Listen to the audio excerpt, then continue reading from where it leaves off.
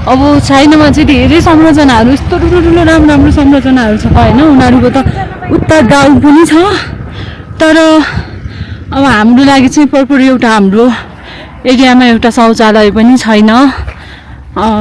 यसरी एउटा यो बारेर बनाएको छ, तर अब एकदमै फोहोर होइन, प्रयोग गर्न नि अप्ठ्यारो हुने खालको। अब पानीको पनि एकदमै धेरै असुविधा छ। यसरी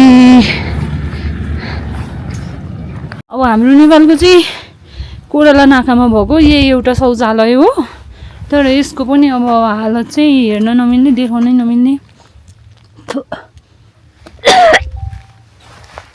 यसरी खुल्ला ठाउँमै शौच गर्नुपर्ने बाध्यता छ होइन। यहाँ अब कमसेकम एउटा राम्रो सार्वजनिक शौचालयसम्म भइदिने भने आफ्नो नाकामा आउने नेपालीहरूलाई, हेर्न आउने घुम्न आउनेहरूलाई पनि त सजिलो हुन्थ्यो।